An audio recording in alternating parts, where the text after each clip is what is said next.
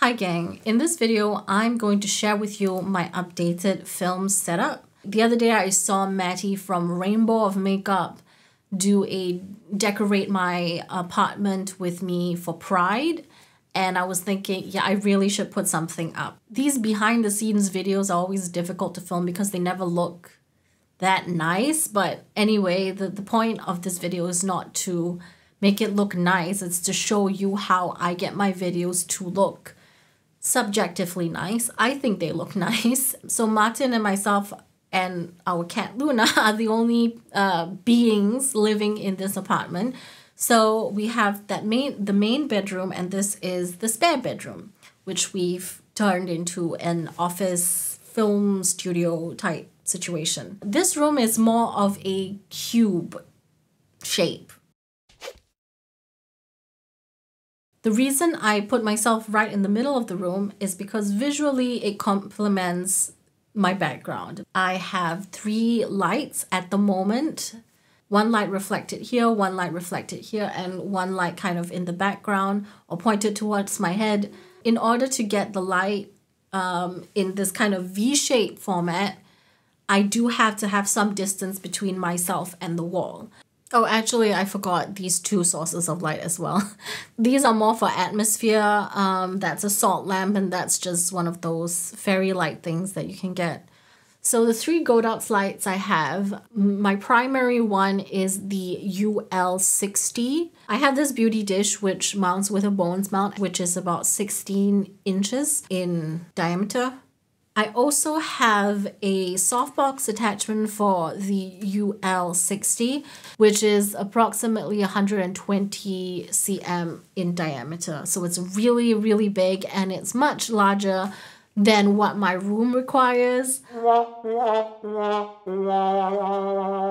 was thinking if I ever do move to a larger place and have a larger kind of studio setup, then it would also work really well.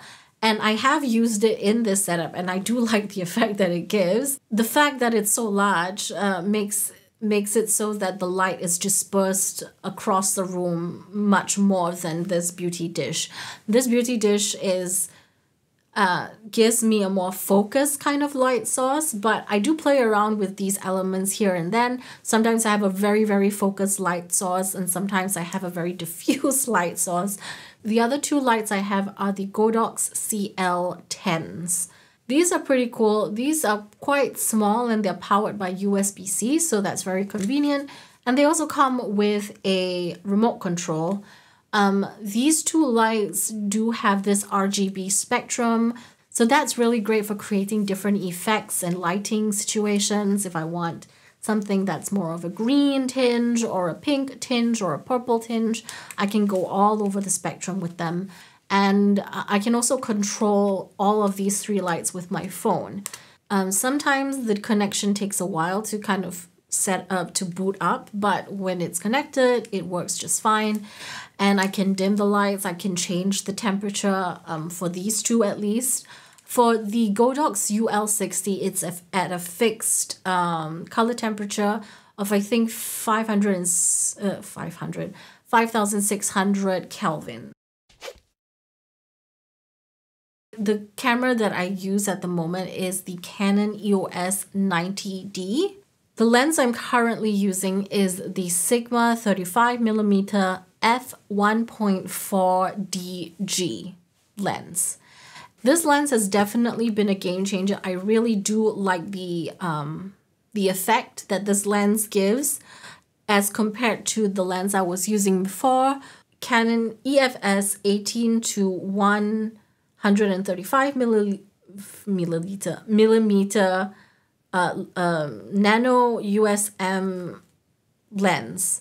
So this is the other lens that I have, and I still use it. The one thing that this lens has that lens does not have is the ability to zoom in really close. This Sigma lens that I have is set at 35 millimeters, so I can't zoom in. I can only pull the camera closer to me if I want a close-up shot, or push it further away from me if I, want it to have a wider field of vision. The one thing that makes that camera lens look better, in my opinion, is the aperture. So this Sigma lens has this aperture of 1.4. So the smaller the number, the more blurry the background you have, essentially. At the moment, my aperture is set to 2.0. And this one can only go to 3.5. It still can do a little bit of blurriness. But just in general, I think, I don't know, it just looks better. Subjectively, in my opinion, I think this lens looks nicer. I still have this lens because it's handy if I want to do real close-ups of my eye, if I'm doing a sort of eyeshadow look or makeup look, something like that. So this lens is good for really close-up, detailed shots. With DSLR, with cameras essentially, they always have this little battery that you put in and it runs out and you have to replace the battery. So I have two batteries and I kind of charge them and interchange them as I'm filming. At least this was how I used to work. But now I found a wired battery. It has a wire and you plug it in and it's attached to a dummy battery. So the camera never runs out of battery as I'm filming. And it's essentially like plugging in your laptop. So prior to this, I was constantly looking to see if the battery was going to run out. And if the battery ran out, I had to switch the battery and it would stop the filming process and everything. Another thing I would like to talk about is how I set up my photos and videos for Instagram or TikTok. Actually, I don't really do that much TikTok. Anyway, one of the content creators that I really enjoy is Kali Ledger. So I've seen her do some videos with this kind of draped background, and I wanted to create something very similar in my own studio. So up here, I actually have a kind of like a clothesline. So I got some curtains and they are of this velvet looking material, and the good thing about it is, you know, they're curtains so they hang easily and I can just pull them as I want, and I have different colors. This is kind of a light brown, champagne brown type of shade. This one's more of a light seafoam shade. This one's a deeper red scarlet type of shade. This one's more of a neutral silvery gray. With these curtains, what I like to do is I have a tripod that can extend quite high. So I clip it to the tripod so it has this kind of draping effect. And I have my light that's right here. That's one of the CL10 lights. I set it up like that and I point the light towards it so I can get the effect I want.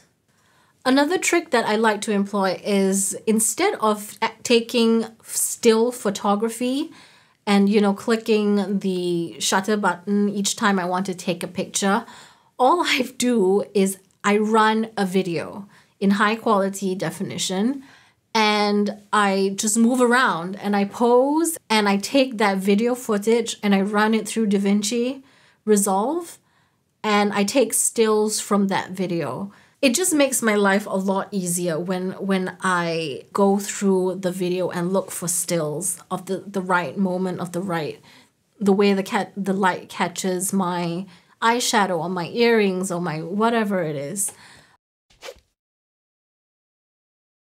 Ideally, if I was focused more on ASMR or voice audio type of centered content, then I should be closer towards the wall where there is sort of acoustic treatment or some sort of dampening of the sound. I'm primarily a makeup channel and I post visual centric kind of content, so that takes precedence over any sort of audio type of quality that I produce, although I have been trying to improve the audio quality just a little bit. So I started watching a channel called the Time Preservation Society. I'll link his channel down below. He gives tips and tricks on how to improve your audio, and he's been in the industry, so he has a lot of expertise. So if you're interested in audio things, go check out his channel. Don't listen to me for audio stuff. I don't really know what I'm talking about. So I have a large carpet directly in front of me. It's quite a thick carpet, and I also got a carpet and it's directly below me right now, and this is where my table is resting on and my chair is resting on.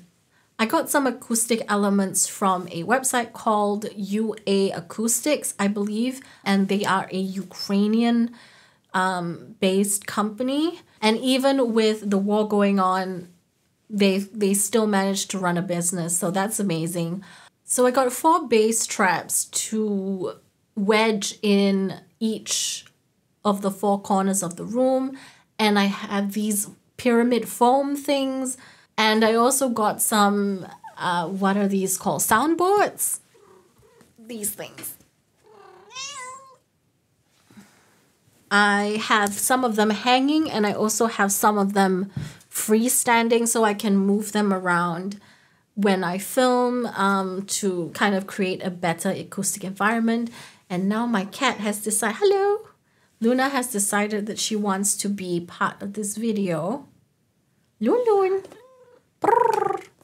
Another thing I did was I placed a yoga mat made of cork on my table, and it works great. It dampens the sound definitely. It's not as pretty as the wood underneath, but it helps with the audio quality of the video, I hope. I think. Probably. Maybe. I'm recording my audio via a small diaphragm condenser mic. It's the Octava MK012. By the way, Octava is actually a Russian brand, so yeah, if you don't want to support that brand, don't.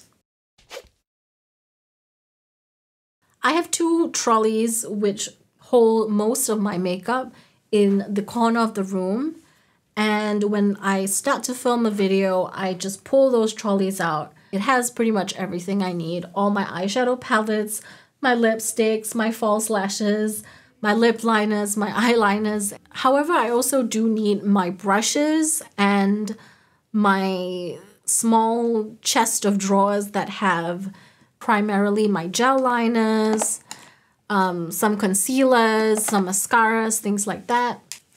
I have a knob attached to my table, and it's right beside me. It's right down here. And I hang my cotton pads on it, so it makes for very easy access. I also hang a plastic bag to dispose of any cotton pads, Q-tips that I use during the application process. I also have most of my hairstyling products under the table on my left, and that just makes everything easier. My hairspray is there, my curling iron is there. The one thing in my setup that is crucial and essential, because I do makeup videos, is this mirror. Double-sided mirror. One is just regular and regular magnification, and this one is, I don't know, 7 times the magnification. And I just set it to one side out of view of the camera, and I apply my makeup like that. So I hope you enjoyed this video. If you have any questions, feel free to leave them down in the comments below. I'll try to answer them as best I can. If you're a content creator yourself and you have some equipment or organizational ideas that you think are really useful and handy, leave them down in the comments below. I'd love to hear from you, because obviously I'm a really small channel, and I'm trying to grow, and I'm trying to get to at least 1,000 subscribers at some point in my life. That's it from me, and ciao for now.